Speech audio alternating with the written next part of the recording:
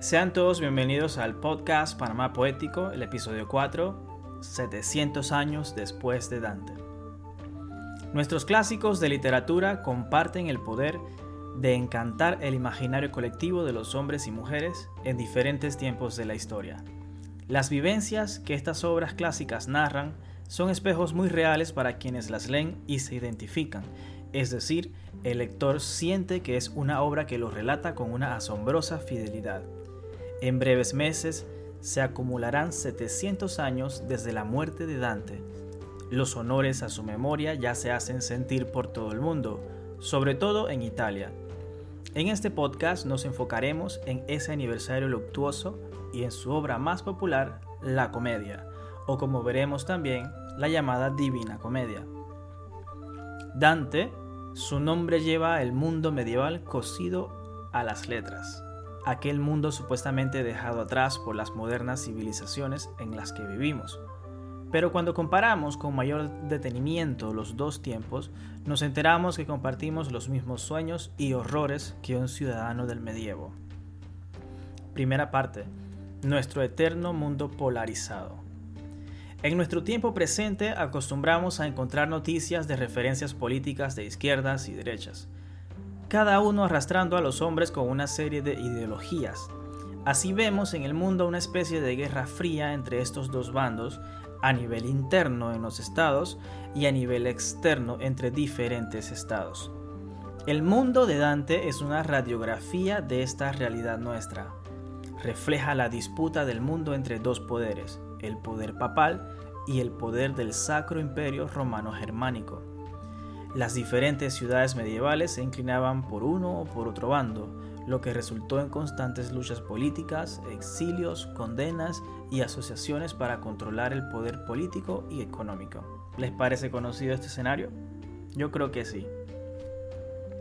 Los llamados güelfos constituían la facción que apoyaba el poder del pontificado, y los gibelinos, por su parte, al emperador del Sacro Imperio Romano Germánico. El dominio del mundo se disputaba entre el Papa y el emperador, que buscaban por igual el control de las tierras y con ello el control de las personas también. Dante nace en Florencia en mayo de 1265 según las mejores estimaciones.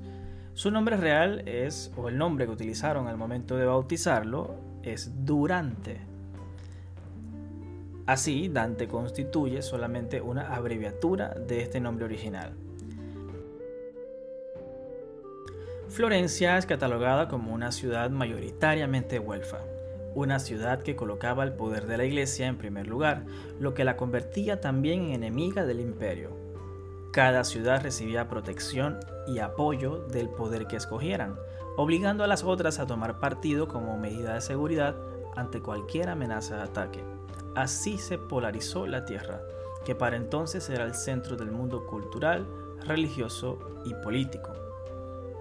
A nivel interno, en cada una de estas ciudades también habían partidos y grupos de ciudadanos que rivalizaban con la idea generalizada que llevaban los administradores de la ciudad. Así había asociaciones güelfas y gibelinas buscando apropiarse del control político de Florencia para imponer sus ideas de forma generalizada. Dante participó en la batalla de Campaldino en 1289, defendiendo la causa güelfa ante los gibelinos de la ciudad de Arezzo. De regreso a Florencia, los güelfos se dividen en dos facciones, los güelfos blancos y los güelfos negros. Encontramos que los güelfos negros eran defensores del poder papal con una visión ultraortodoxa, es decir, completamente cerrada ante cualquier flexibilización. Eran nobles que estaban muy cómodos con su nobleza y no estaban dispuestos a que eso cambiara. Este grupo era liderado por la familia de linaje Donati. Los güelfos blancos, por su parte, también eran nobles, pero a diferencia de los güelfos negros, estos escuchaban a las clases populares de Florencia y llevaban sus causas a la comuna. También sostenían que era necesario un entendimiento entre el papado y el imperio.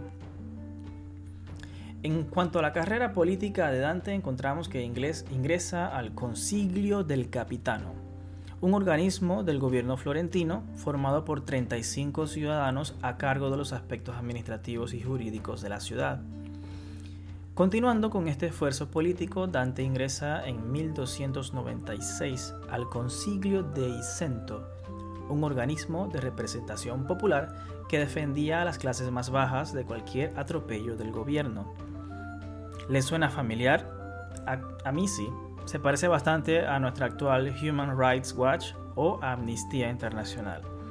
4 años después ingresa al comité de los 6 priores que integraban la signoría, es decir, los gobernantes de Florencia, poder que en este momento estaba en control de los güelfos blancos. Los güelfos negros, por su parte, no se quedaron de brazos cruzados ante el dominio blanco y acudieron al Papa Bonifacio VIII para solicitarle su intervención en Florencia y así derrocar el poder de los güelfos blancos. En una estratagema orquestada por los güelfos negros, 3 florentinos son expulsados de la corte papal. Como consecuencia, a Dante le encargan la misión diplomática de ir a Roma para apaciguar la ira del pontífice. Dante llega a Roma, no es escuchado por el Papa, en cambio es puesto en prisión por una presunta malversación de fondos. En este contexto, el Papa envía a sus tropas a Florencia y derroca el poder de los güelfos blancos y lo entrega a los güelfos negros, que los negros eran sus fieles seguidores. Los 6 priores florentinos son juzgados por el nuevo gobierno bajo los cargos de oposición al Papa y violación a la paz, entre otras cosas. Los priores son condenados al destierro durante 2 años y también al pago de 5.000 florines como multa. Una multa bastante exagerada. Estando Dante prisionero en Roma, no pudo acudir a su juicio en Florencia, por lo que también le fueron quitados sus bienes y se le dejó una sentencia de muerte por la hoguera si osaba regresar a Florencia. Dante nunca regresa. Se negaba a pagar la multa, tampoco aceptaba las condiciones vergonzosas que le exigían para su retorno, así que tampoco aceptaba la culpa de sus cargos. Es decir, se sentía con una conciencia limpia, por lo tanto él decía que no iba a regresar a Florencia. Durante 20 años del exilio vivió en diferentes ciudades, continuando su tarea política, estableciéndose al final en Rávena, bajo la protección de Guido de Polenta, el señor de la ciudad de Rávena. Para él le trabaja como secretario al inicio y luego también como diplomático. Según la tradición más aceptada, es en uno de estos viajes diplomáticos donde contrae malaria y muere finalmente el 14 de septiembre de 1321 en Rávena. Nos encontramos rumbo a los 700 años después de su muerte. Sus restos físicos continúan hasta hoy en Rávena, a pesar de los múltiples intentos florentinos de repatriarlo. El más reciente de estos esfuerzos está dando lugar en este momento entre los alcaldes de las 2 ciudades. Le preguntamos a nuestros escuchas, ¿deben los restos de Dante regresar a Florencia o quedarse en Rávena? Nos gustaría saber lo que opinas en los comentarios que podrás encontrar en este video que estará en YouTube, o si nos escuchas desde Spotify, te invitamos a visitar panamapoético.com, donde también podrás emitir tu comentario en el blog que hemos publicado. Fue en este largo exilio donde Dante escribió su comedia, la obra más grande que dejó escrita. Los italianos ven en la comedia lo que nosotros vemos en el Don Quijote, la consagración de nuestro lenguaje. Segunda parte. La comedia ahora es divina.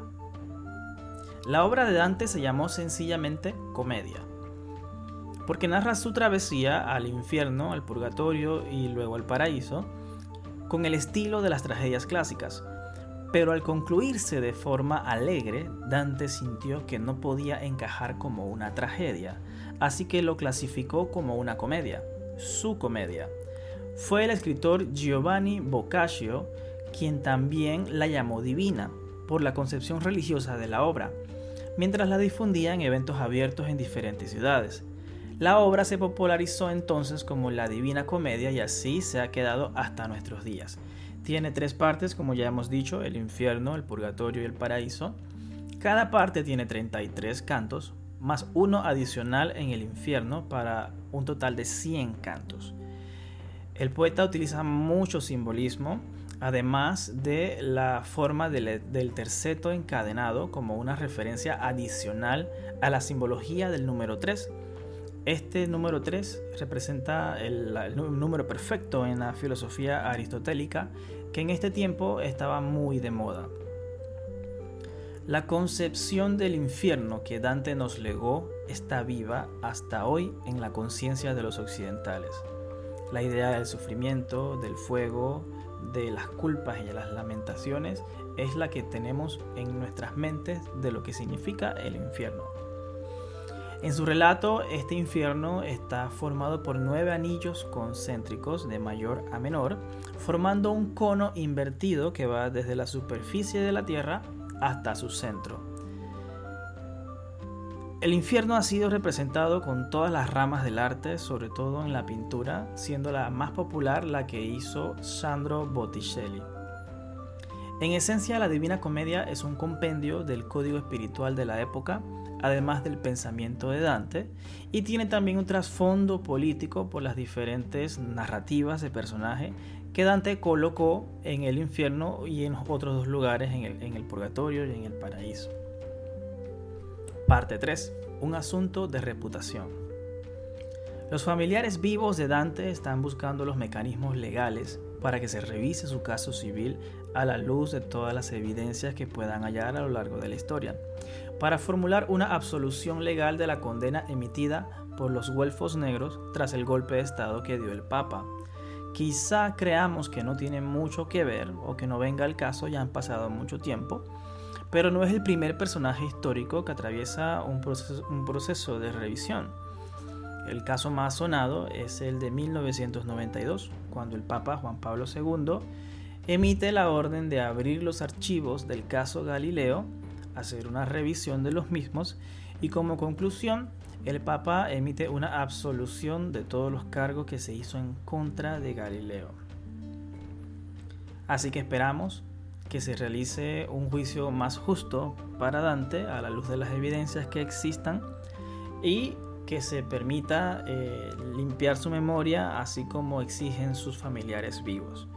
Con esto damos por terminado este podcast, no sin antes invitarlos a nuestro estudio de la Divina Comedia, que comenzará este miércoles 10 de febrero y se extenderá durante 6 semanas.